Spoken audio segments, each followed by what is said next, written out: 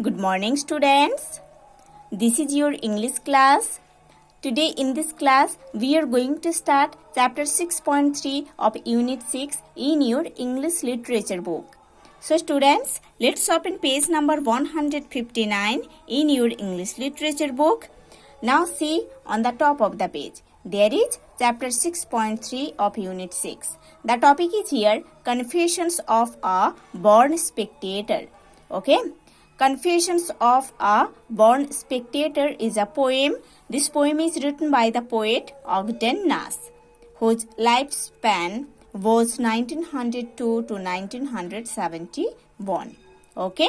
So students, now start read. People take part in sports for enjoyment, fitness, and health. But unfortunately, there are often accidents resulting in nasty cuts, broken bones, twisted joints, and sometimes even death.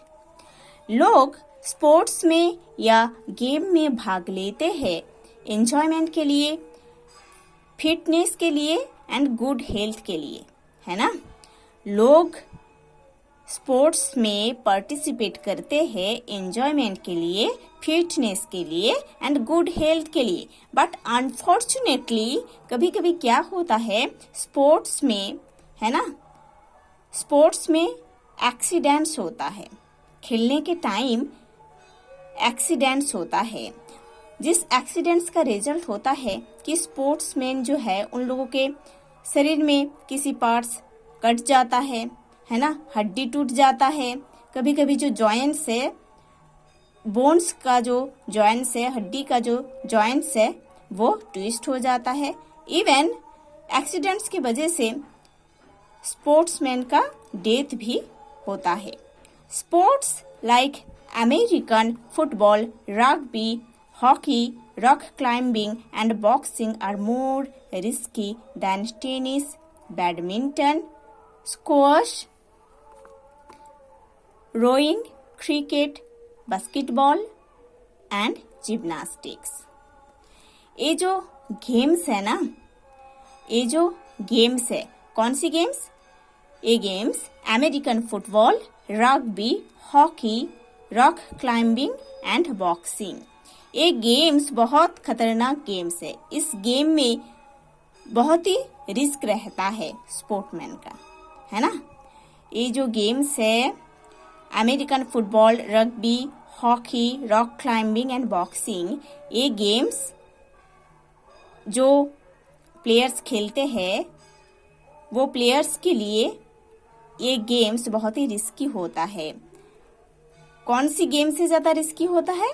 Tennis, badminton, okay, squash, rowing, cricket, basketball, gymnastics. ये जो games है इससे भी ज्यादा खतरनाक होता है, risky होता है ये games. American football, rugby, hockey, rock climbing and boxing, okay. But almost any sport can lead to injury. But almost किसी भी स्पोर्ट से इंजरी हो सकता है। So what would you like to be, a player और a Spectator? But poet ये पूछ रहे हैं, है ना, पोएट ये पूछ रहे हैं कि आप क्या बनना चाहते हो, है ना, आप क्या बनना पसंद करोगे, एक प्लेयर या एक स्पेक्टेटर या एक ऑडियंस, है ना। आप क्या बनना पसंद करोगे, एक प्लेयर बनना पसंद करोगे या एक स्पेक्टेटर या दर्शक बनना पसंद करोगे? The famous American poet Ogden Nash, lifespan 1902 to 71, here gives his reasons for choosing to remain a spectator all his life. Read and enjoy. इधर एक अमेरिकन पोएट, एक फेमस अमेरिकन पोएट ऑगडेन नाश, है ना, अपने एक्सपीरियंस के बारे में बोले हैं, अपने रीजंस के बारे में बोले हैं कि क्यों उन्होंने दर्शक होना पसंद करते हैं, है ना। उस रीजंस उन्होंने इस पोएम में लिखे हैं। So let's start read the poem. One infant grows up and becomes a jockey. Another plays basketball or hockey. This won the prize ring. Heads to enter. That one becomes a tackle or center. I am just as glad can be that I am not them, that they are not me. Okay, now see the meanings. The first one, jockey. Jockey means a professional horse rider competing in races. एक professional घोड़सवार जिन्होंने horse racing competition में भाग लेते हैं. Okay, now see the meaning of prize ring. Prize ring means a boxing ring for prize fighters. Boxers who fight in return for a fee. Okay, prize ring means एक boxing ring. ठीक है, एक boxing ring is called prize ring. Next see the meaning of tackle और centre. Tackle और centre का meaning है to different positions of players in a game of American football. American football game में, है ना, अमेरिकन फुटबॉल गेम में players का to different positions जो होता है उसको बोल रहे हैं टैकल और सेंटर. टैकल एक पोजीशन है फुटबॉल गेम का, अमेरिकन फुटबॉल का. सेंटर भी एक पोजीशन है अमेरिकन फुटबॉल का, जो पोजीशन प्लेयर्स लेते हैं. ठीक है, okay. So let's see the meaning. One infant grows up and becomes a jockey. एक छोटा सा बच्चा धीरे धीरे बड़े होते हैं एंड एक घोड़सवार बन जाते हैं. अनदर प्लेज बास्केटबॉल और हॉकी. दूसरा बच्चा धीरे धीरे बड़े होते हैं एंड वो बच्चा बास्केटबॉल खेलते हैं या फिर हॉकी खेलते हैं. This won the prize ring heads to enter. Poet बोल रहे हैं कि उन्होंने नफरत करते हैं जो बॉक्सिंग रिंग है उसके अंदर एंटर करना. उन्होंने बहुत ही ये चीज हेट करते हैं.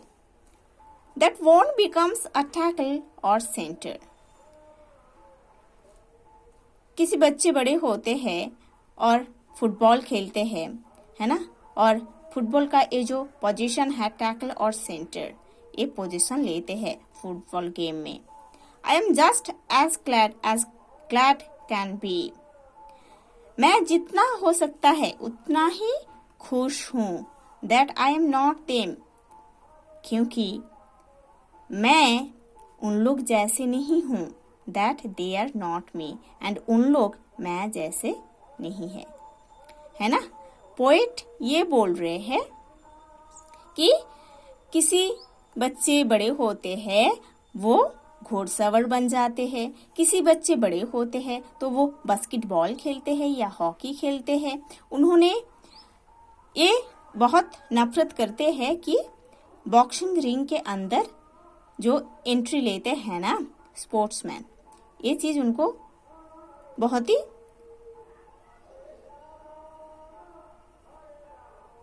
बुरा लगता है. यू कैन से ये पसंद नहीं करते हैं पोएट ने. That want becomes a tackle और सेंटर. किसी बच्चे बड़े होते हैं तो फुटबॉल खेलते हैं, टैकल और सेंटर का जो पोजीशन है उसको लेते हैं. एंड जो पोएट है ऑगस्टिनस, उन्होंने बोल रहे हैं कि उन्होंने बहुत खुश है. जितना खुश हो सकते हैं उन्होंने उतना ही खुश है, क्योंकि उन्होंने उस प्लेयर्स जैसे नहीं है, स्पोर्ट्समैन जैसे नहीं है, और वो स्पोर्ट्समैन पोएट जैसे नहीं है ना. पोएट एक स्पेक्टेटर होना पसंद करते हैं, है ना. एक स्पोर्टमैन होना या एन एथलीट होना पोएट पसंद नहीं करते हैं, है ना, क्योंकि उनके अंदर डर है इंजरी का, है ना, डेथ का. इसीलिए उन्होंने हमेशा स्पेक्टेटर रहना पसंद करते हैं. Next stanza. With all my heart do I admire athletes who sweat for fun or hire, who take the field in gaudy pomp and meme each other as they romp. My limp and blissful spirit feeds on other people's heroic deeds. Okay? Now see the meaning of gaudy pomp. Okay? Gaudy pomp means colorful dresses जो players लोग पहनते हैं. Romp है ना? See here romp. Romp का meaning है play about together, running, jumping etc. है ना? जब स्पोर्ट्समैन साथ में खेलते हैं, रनिंग करते हैं, जंपिंग करते हैं, उसको रॉम्प बोल रहे हैं. ठीक है? Now see the meaning. With all my heart do I admire. Poet बोल रहे हैं कि मैं मेरे पूरे दिल से तारीफ करता हूँ. है ना? मैं मेरे पूरे दिल से तारीफ करता हूँ athletes who sweat for fun or hire. उन स्पोर्ट्समैन को, उन एथलीट्स को जिन लोग फन के लिए या मजे के लिए खेलते हैं या पैसों के लिए खेलते हैं. है ना? बोथ स्पोर्ट्समैन को पोएट एडमायर करते हैं, तारीफ करते हैं. सो पोएट ने बोल रहे हैं कि मैं एडमायर करता हूँ या तारीफ करता हूँ मेरे पूरे दिल से उन एथलीट्स को या उन स्पोर्ट्समैन को जिन लोग मजे के लिए खेलते हैं या पैसों के लिए खेलते हैं. ओके, जैसे कि आईपीएल में जो प्लेयर्स खेलते हैं मेनली पैसों के लिए खेलते हैं, उसी को बोल रहे हैं. और कुछ प्लेयर्स है जिन लोग मजे के लिए खेलते हैं बस. सारे प्लेयर्स को, जिन लोग मजे के लिए खेलते हैं, जिन लोग पैसों के लिए खेलते हैं, सारे प्लेयर्स को पोएट पूरे दिल से तारीफ करते हैं. Who take the field in gaudy pomp and meme each other as they romp. Okay? वो प्लेयर्स कलरफुल ड्रेस पहनकर फील्ड में आते हैं खेलने के लिए. है ना? ऐसे players colourful dress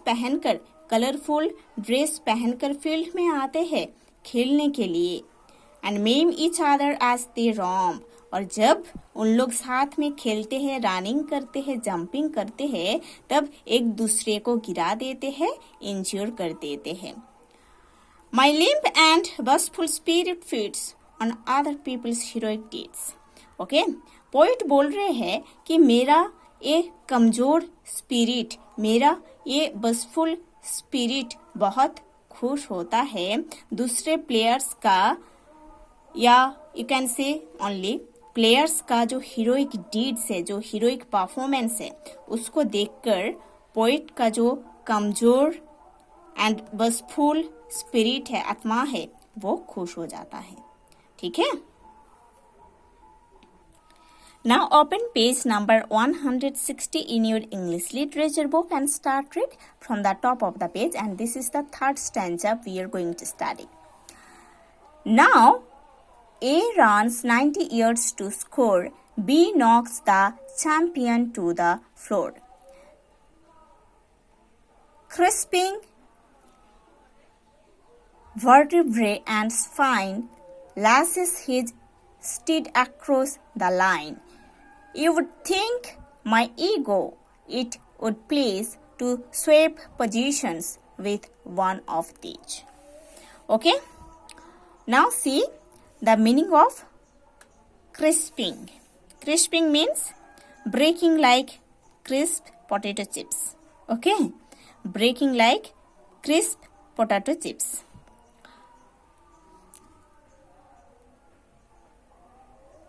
crisp potato chips जैसे ब्रेक करना होता है. Next see the meaning of vertebrate. Okay, अच्छा, वर्टिब्रे है ना, this is vertebrae. Meaning of vertebrae, segments of the backbone. Backbone का जो पार्ट्स है, सेगमेंट्स है, उसको वर्टिब्रे बोलते हैं. Next see the meaning of ego. Feeling of self importance, है ना. Ego means feeling of self importance. So now see the meaning. Now A runs 90 years to score. Poet बोल रहे हैं कि ए किसी एक पर्सन है, किसी एक पर्सन का नेम है ए, जिन्होंने 90 ईयर्स तक दौड़ते हैं स्कोर करने के लिए. जैसे कि फुटबॉल में होता है, बास्केटबॉल में होता है. ठीक है. पोइट बोल रहे हैं किसी एक पर्सन है जो कि ए है, उन्होंने 90 ईयर्स तक दौड़ते हैं स्कोर करने के लिए. B knocks the champion to the floor. और बी जो किसी एक पर्सन है, वो पर्सन क्या करते हैं, चैंपियन को फ्लोर में गिरा देते हैं खेलते हुए. क्रिस्पिंग vertebrae and spine lashes his street across the line. जैसे एक घोड़सवार घोड़े का जो लगाम है उसको बहुत अच्छे से पकड़ते हैं और घोड़े को लाइन क्रॉस करवाते हैं बहुत तेज से हॉर्स रेसिंग के टाइम, है ना.